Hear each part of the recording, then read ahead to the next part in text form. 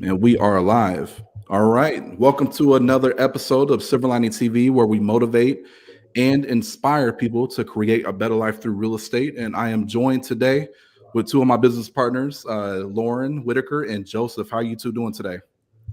I'm doing pretty good. How are you guys? Yeah, doing great, doing great. How are you? Man, I love my life. And I'm excited to get both of you guys on this because I don't know if we've had three guests on, or two guests to make a three-person party on Silver Lining TV before. This could be the first, Yeah, Yeah. I that sounds think. like the beginning of something phenomenal. Yeah, I'm gonna have to look through the archives. I'm not sure, so I have to like pull up the old videos and see. But so today, I know we wanted to touch on something that, and this week has been funny because I've been seeing a lot of stuff on the internet that is just false or Mhm. incorrect. So we figured we talk about the misconceptions in the real estate market, and Yeah. pretty much it's going to be based around obviously what we know, the conversations we have with our clients, but then also some of the public posts that we've seen, me specifically, that just kind of had me shaking my head. So, with that being said, Joseph, man, we'll have you start, brother. Let's go ahead and get things kicked off. Certainly. I want to first talk about things that we do see online and in the media. I know a lot of us on here use Facebook. We use Instagram and the TikToks. I said the TikToks, it makes me sound like I'm way older than I am. But by using this social media, there is a lot of misconception going around. For number one, you do have a lot of people speaking on real estate that actually are not in real estate. Yes. So you have people who are just like content creators and they found this to be a niche market to touch on. However, they actually aren't in the business. So they're not a mortgage lender, they're not a real estate professional, they don't have a team, they don't work in a title company, none of that stuff. So I want to caution everybody just to be aware of your sources. Are these people legitimate? Whenever you're hearing little tidbits and facts, we've heard a lot about market crash and all this stuff here. And I know, Lauren, you'll touch on that in a bit, but just be aware of who you hear this from. And I want to go on to say that it's as a realtor, as a real estate professional, I don't gain anything from misleading you. So I pretty much stand everything to gain to make sure you have the right information. Nothing's gonna, like, by me telling you, hey, this is gonna happen to put fear in you, that doesn't help. Our main objective is to educate you so you make the best financial decisions for yourself. So I want to preface it with that when you are talking to a realtor, they're not just trying to make a sale.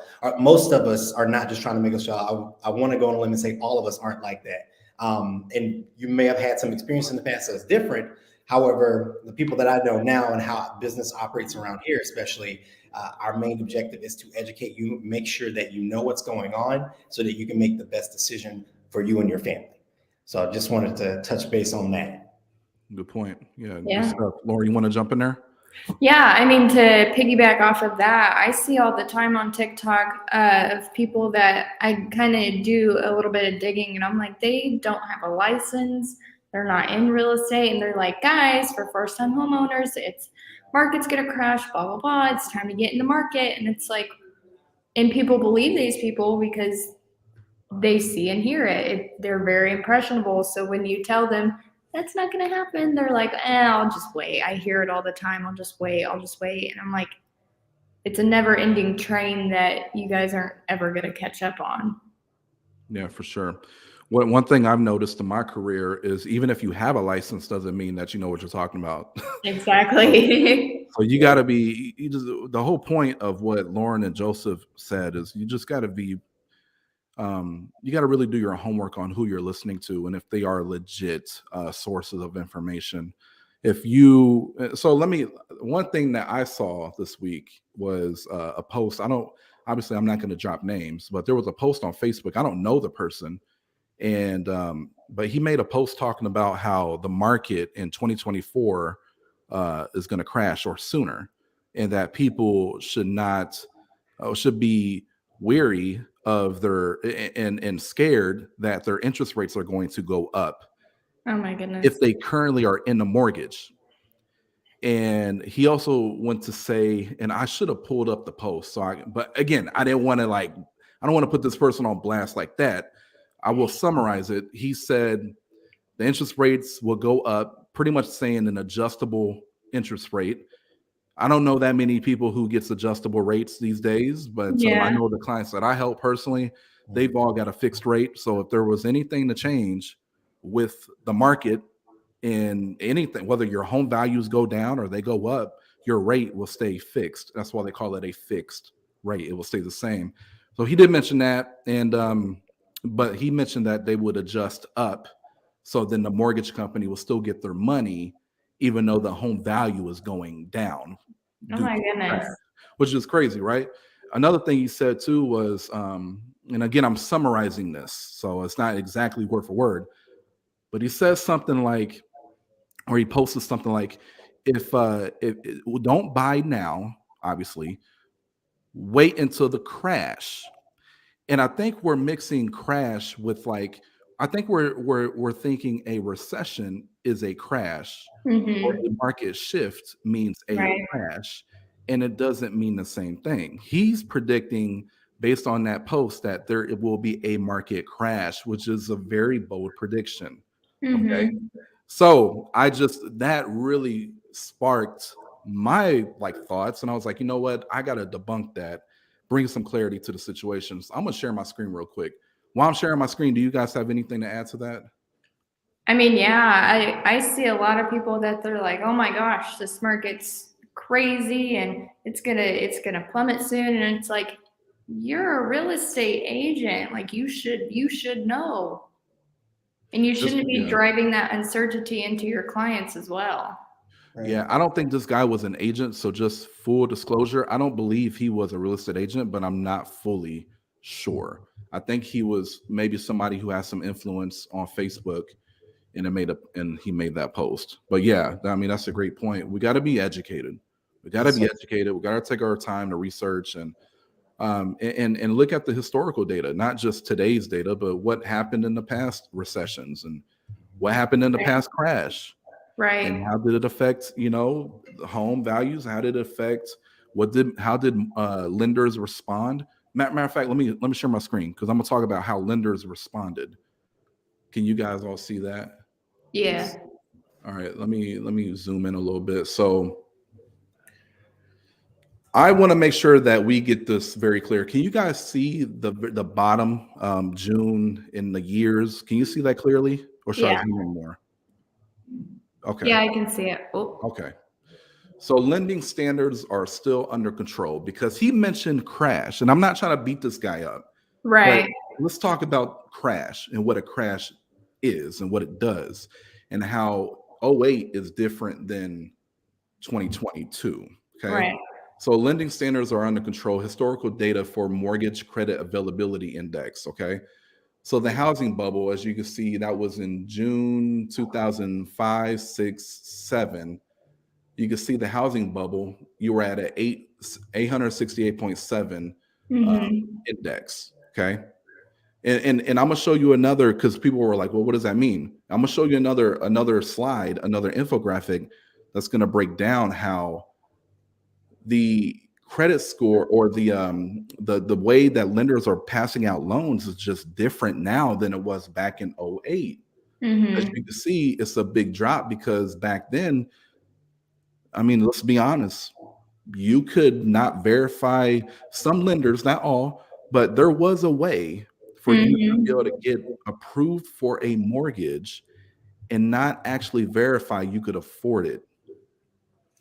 Yes. Yeah. And even if you could verify you could afford it, you can barely afford it. Right. Mhm. The lenders today are not doing that. They don't operate the same way. We don't they said they weren't going to make the same mistake twice. Okay? Right. Let me pull up another one. So as you can see right here, volume of loans in billions with a credit score of less than 620. So as you can see right here, in '03, '04, '05, let me zoom out a little bit so you guys can see that better.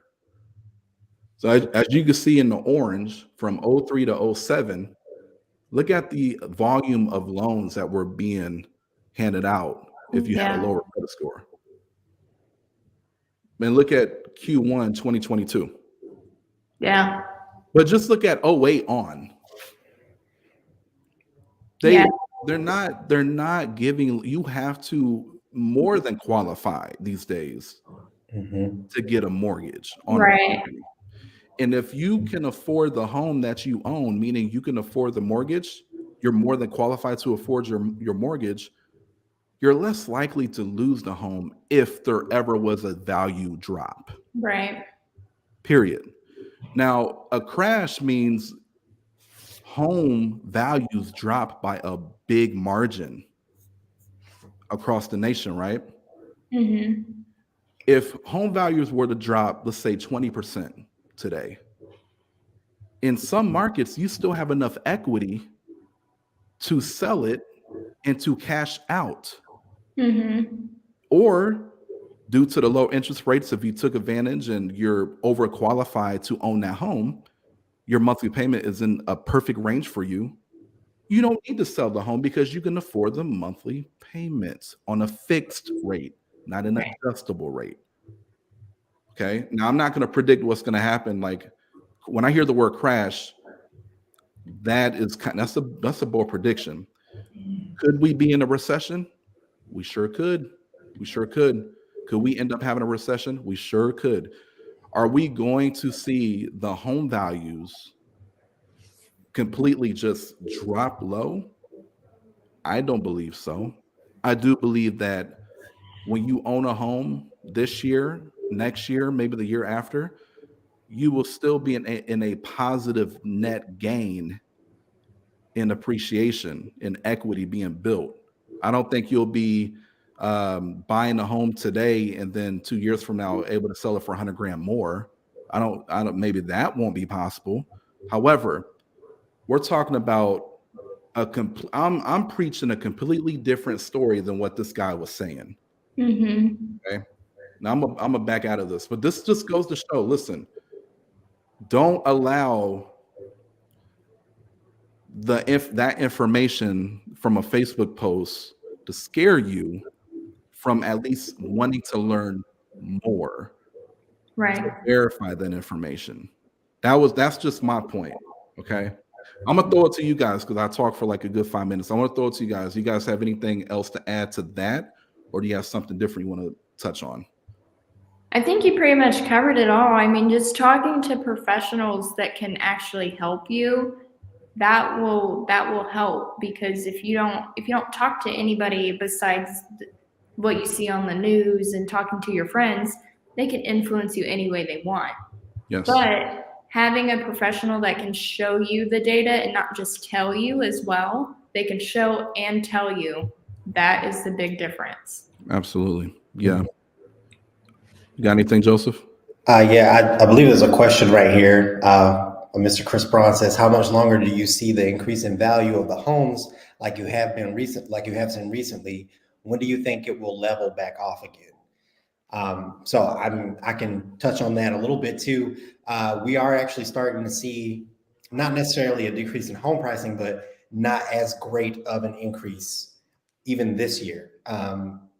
In homes, people have the misconception that homes, again, like you said earlier, that homes are just dramatically drop in price. That's not the case. What we will see is just a gradual slowdown of an exponential increase in equity.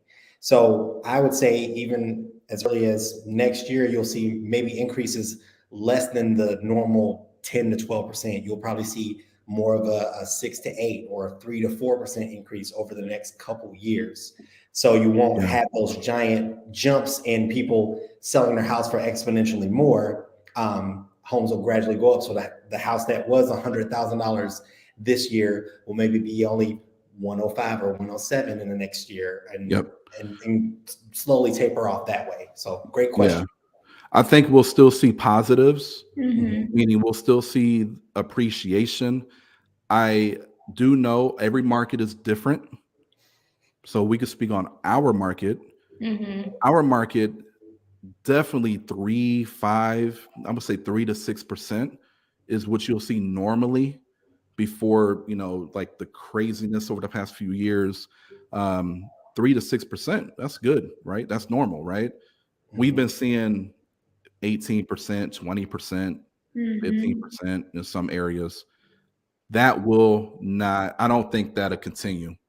It can't continue. Yeah. Right. So the rate of the appreciation would just drop, but you'll still see a net gain, if that makes sense. Thanks for the question, Chris. I hope that helps. There was something else I wanted to touch on in regards to this possible market crash, recession, how it affects homes, doom and gloom. Yeah. The reality is there could be a situation that happens where people start losing jobs and stuff like that. Now, I will say, if people lose jobs, and it's like a big thing where unemployment, I know with COVID that actually did happen.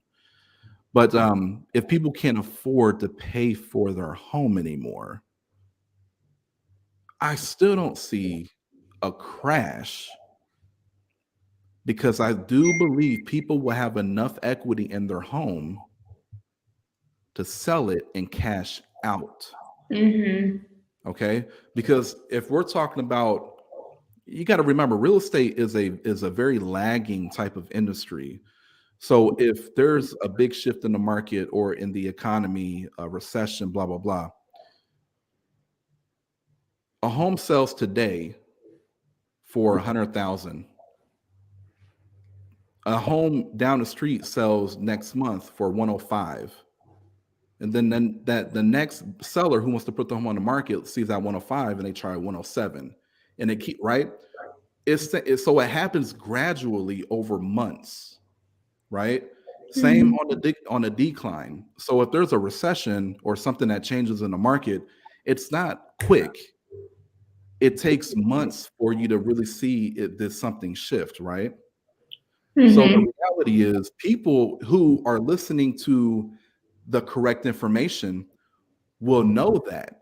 And if they see an opportunity for them to cash out and protect themselves because they're maybe about to lose maybe they did just lose their job, because of this information, they'll be able to sell their home and cash out 20, 30, 40, 50 grand.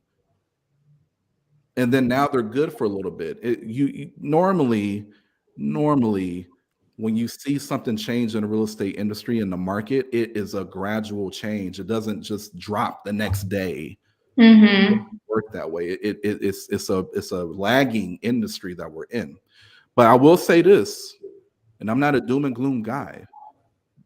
I'm a very positive guy. As a matter of fact, I do believe that if people were to lose jobs and it's long term, yes, people could suffer. There could be some people losing their homes. Yes. But I do also believe that most people, if they're listening to the right information, like I said before, they can also protect themselves by selling their home to give them some cash flow, to give them some money, a little nest egg for a moment, to get back on their feet. And that's the difference between today, plus all the lending institutions being smarter and being stricter. That is what I see being different today versus in 05, 06, 07, 08 is that.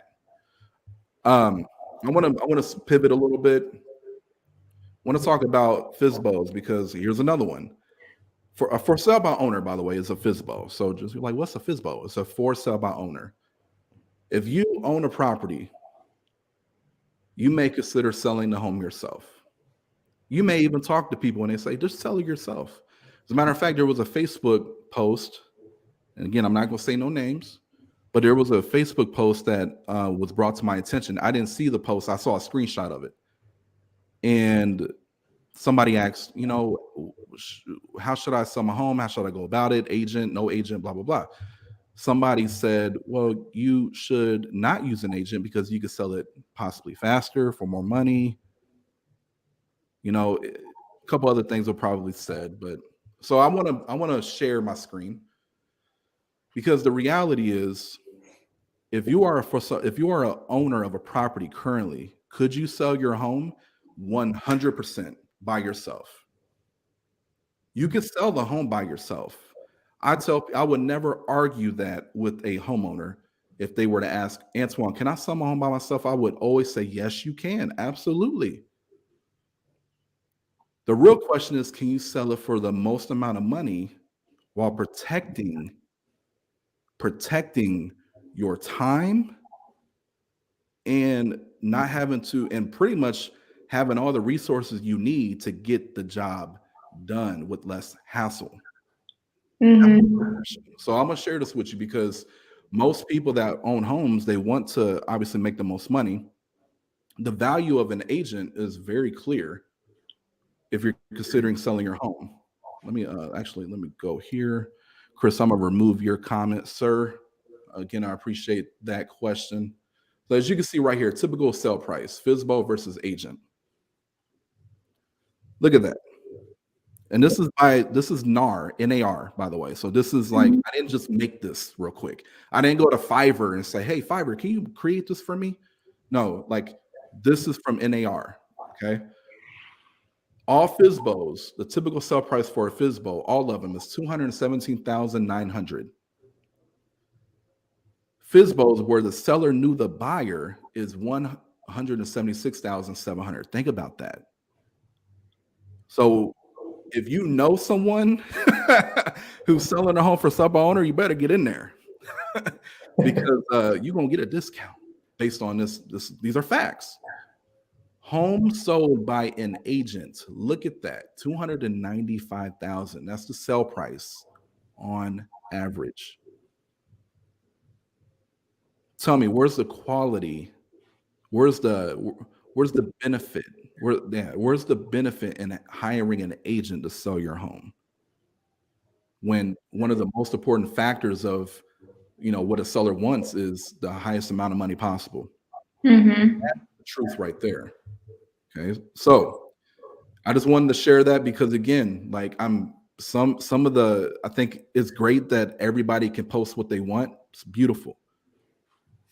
But if it's going to be incorrect, I got to make sure everything in my control, I got to make sure I do everything to debunk or to correct when I incorrect. All right, I'm gonna stop sharing my screen. But any thoughts on this, guys, or do you want me to keep this up? Any thoughts? Oh, I mean, that infographic is very good. Yeah. Volumes about the value of an agent in this market, and it's not us tooting our own horns. It's really us just letting you know the facts. We do this job for a reason. There's a reason we're brokers, to broker deals between two individuals, to make sure that things are done on the up and up. People's equity is protected. People are represented properly. So by removing that agent, yes, there's still good people out there that will do right by others, and not saying that they won't, but to be able to get the most out of an asset, if you will, and to be able to purchase an asset and feel safe and secure, it's our job to make sure that is what happens. We don't benefit anything from cheating people out of anything or making the process difficult. Our entire job is to facilitate the transaction, to make sure that things go properly the way they should. And in sales, we say this all the time, but a lot of people don't seem to believe this. In sales, it has to be a win-win. You never want the other party to leave that transaction feeling like they got taken advantage of or that they're just drained. You always want to make sure that both parties involved understand there's a lot at stake at hand for both people. Money is involved. We want to make sure everybody leaves this transaction feeling good about it. Closing day should be the best day for everyone. Absolutely. Yeah. You got to do your homework, everyone. If you're going to get into the handling of one of the biggest assets you probably ever own and getting yourself in a transaction on that asset, such as a home, you got to be careful who you're listening to. You got to be careful. And I promise you, this also applies to real estate agents. You got to be careful who you hire as your agent. I recommend interviewing at least 3 agents before you make a decision. You got to make sure that you are making the best decision for you and your family, and based on whether your goals and what they can provide to you align. So the only way you learn that is by talking to multiple people and comparing what they have to offer and then maybe even doing some your own research on top of that to reaffirm that what they're saying is actually beneficial to you. Because it's easy to talk, oh yeah, I can do this, I can do that, I got investors, I can put your home on the MLS, blah blah blah. Like, yeah, that's all great. I can put your home on Zillow. Most of you people that own homes, your home is on Zillow and it's not even on the market. I don't know if you ever noticed that. So anybody could put a home on Zillow. That's not really a benefit of an agent for you. Okay. The benefit of an agent is going to be the networking that that agent has, in regards to knowing the top agents in that market, that particular home that you have, 3-bed, 2-bath, maybe you got a 4-bed, maybe you got a big 5-bed home, knowing which agents specialize in those areas that may have buyers and calling those agents, putting it on the MLS where there's 4,000 real estate agents. And now you got each agent probably has what, 10 buyers maybe that they know that could be a fit. That's 40,000. Is that 40,000 people? Am I doing my math right?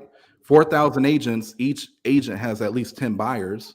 Yeah. 40,000 people now that can see your property, that could find a buyer for your property. And then we can get into the negotiations. Because again, you could sell your home by yourself, sure, but you still got to be protected after, because we can talk about inspections, we can talk about appraisals. You get a buyer under contract at the price you want. What do you think they're going to do to you at the time of inspection? They're going to beat you down on it. Who's going to protect you on that? Okay. So it's more than just like, we got to go under. We can't just be surface level. We got to go deeper into the true value of hiring the right agent, the true value of learning and listening to the right sources, period. Lauren, did you want to add anything else? I think you wanted to touch on something else. Yeah, and just knowing, I agree, you should interview agents. When people tell me, oh, I'm going to go meet so and so and so and so, I'm like, do it. Seriously, it doesn't scare me at all. It makes me more excited because I know what exactly I bring to the table. I know my worth. And 9 times out of 10, those people always come back. So. And that's the type of agent you want to hire is an agent who's confident. And Period. so with that being said, selling your home, you can always tell when people can't negotiate their worth. And what I mean by that is when you see listings or anything like that, and you can tell that commission is off or anything like that, it's because they've lowered their commission. So if people can't negotiate that, then what makes you think they can negotiate for you? So yeah, that's true. If they can't articulate and protect their own, like literally the money they're going to feed their family with, right? What makes you think they're going to be able to protect the equity in your home? So it's a pretty good question to ask. Yeah. So good point there, and we can wrap it up. I know we kind of went longer than normal, but this was something that it was timely because I've seen 2 things on Facebook this week that just kind of made me like, I was dumbfounded. I was just like appalled. Like, yeah. Whoa, what's going on? I gotta say something. But I do think in the times that we're in, we just want to be what's the word? We want to be a lighthouse. Mm-hmm. We want to be a lighthouse for people in our community. And there will be people watching this video that are in California, Texas, all across the country.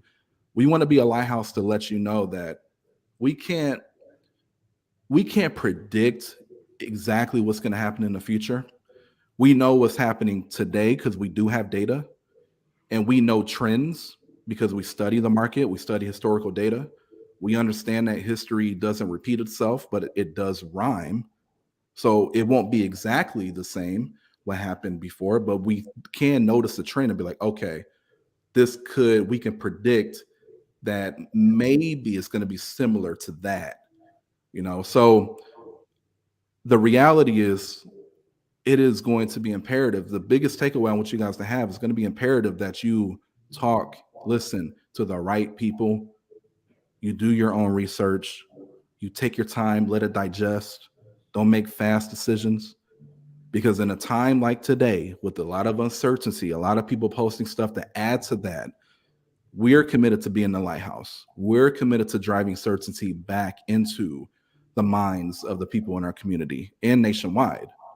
And that is why we're doing this. So I'm gonna end it with that. Anybody else have? I'll tell you what, Joseph, because you've been kind of quiet. How can people reach out to you if they have more questions? Maybe we didn't touch on everything. Maybe they know another misconception that we didn't touch on. Mhm. Maybe they for want to sure. buy or sell a home. How can people reach out to you? Maybe, I guess. Maybe. Well, we'll throw it to. My computer died. Okay, well, Joseph, come on, brother. Oh man, I'm so sorry. Yeah, that's what happened. But my number is still up there. And I just removed it. Sorry. You just removed it. Okay.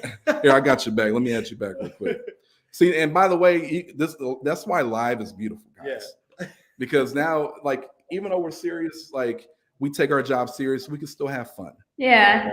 But yeah, how can people reach out to you, brother? Oh, you can definitely reach me. So this is my personal cell phone number right here, 765-409-9285.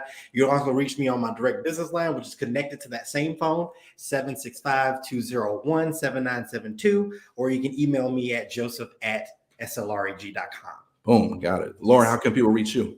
Yeah, so my personal number is also right here, the 765-250-6185. That's my personal. My business is 765-204-2690.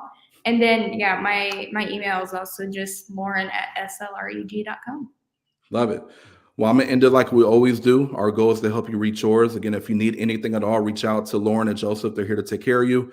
We'll continue to be hopping on here. I like the 3-person. Maybe next week we'll do a 4-person. Oh. I wonder how many people I can get on this StreamYard. I think we had like 4 or 5. 4 or 5. Yeah, we may have to like get the whole team on here one day. Yeah. Just spitting facts. But I would we'll be say. we'll be doing more of these. So we'll see you guys on the next one. You guys stay safe. Take care. See ya.